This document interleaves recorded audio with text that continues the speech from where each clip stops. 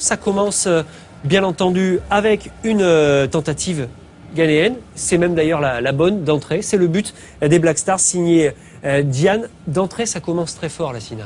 Ça commence très fort d'entrée parce que le Ghana a su construire cette victoire. Il y a des individualités fortes.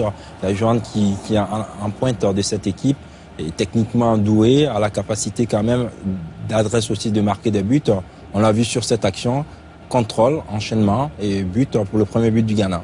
Tout le talent de Diane Asamoah résumé peut-être dans cette occasion. On aura l'occasion justement de le revoir. Derrière, ça chauffe, égalisation, oui, non, refusé sur cette faute de Mahazou sur le gardien Daouda. Danko avait récupéré et marqué, mais l'arbitre refuse justement, d'après vous, la signale, le but? Pour moi, il y avait but parce qu'on voit sur l'action, c'est nettement le Ghanéen qui gêne son gardien et une mauvaise prise de balle du gardien et il y avait forcément but. Et forcément but. On a un petit désaccord avec Rigobert, on essaiera d'y revenir tout à l'heure sur la gestion de l'arbitrage. Mais la partie continue. Le Ghana va vite, très vite. Encore Diane Asamoah, capable du meilleur comme du pire, Rigobert. Ah oui, c'est un joueur qui est un peu spécial parce que c'est un joueur, là où on ne l'attend pas, il est présent. Et là où on l'attend, parfois, il est un peu... On ne sait pas comment juger ce joueur-là, mais c'est un joueur qui reste quand même très important pour son équipe. Et d'ailleurs, on voit comment il adresse un très bon ballon à un de ses attaquants qui est Christian Atsu. Christian Atsu qui fait un contrôle et l'enchaînement qui est vraiment super. Christian Atsu qui joue à Porto, qu'on a vu en Ligue des Champions contre le Paris Saint-Germain. Avec Kwadwo Asamoah, ça peut coûter cher. Hein, ça peut coûter cher. Je pense que c'est le leader technique de cette équipe du Ghana. On le voit par moments, il y a deux cas de figure dans la surface, la spontanéité et le sang-froid. On a vu tout le sang-froid de ce joueur-là pour pouvoir marquer ce but. Ça continue. Vraiment, les Black Stars déroulent encore une tentative. On est toujours en première période. Et c'est Badou, cette fois-ci, qui s'essaye, puisque tout sourit.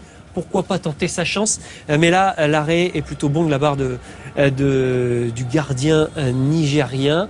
Ça continue de pousser. Cette fois-ci, on est en seconde période. Le coup franc et la tête de John Boy pour le 3-0. Pas de discussion possible.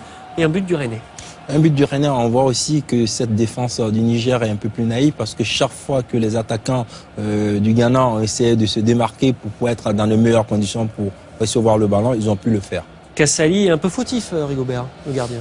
Ouais, mais je pense qu'il a un peu du monde devant lui. En plus, je dis ses défenseurs ne l'aident pas aussi. Parce qu'à ce niveau-là, je pense que les défenseurs doivent... chacun doit être capable de pouvoir jouer son rôle. Il laisse complètement l'attaquant prendre le dessus et après le gardien, il a une difficulté.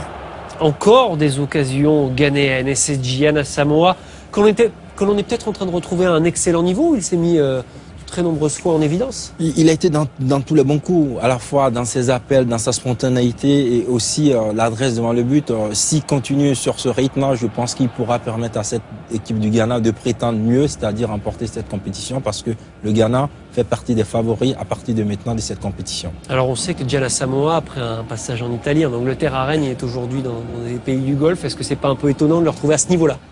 C'est un choix. Par moment, il y a des joueurs qui arrivent au cours de leur carrière à ne pas faire ce bon choix. Je pense qu'à un certain moment, le bon choix lui aurait permis d'être dans la bonne équipe et de gagner des titres ou de gagner des résultats nettement mieux. La rencontre se poursuit, on est toujours à 3-0, mais de nouvelles occasions pour un match plutôt ouvert. Alors c'est vrai qu'on était surtout, nous Rigobert, tournés vers Mali-Congo, là où il y avait tout le suspense. Mais cette rencontre-là a offert de nombreuses occasions. Et puis on a quand même quelques regrets pour les Nigériens qui ne marqueront pas non plus sur ce coup-là. Avec le coup franc d'Issoufou, entre autres, de nombreuses occasions et une équipe de Gernot Rohr qui quitte la compétition.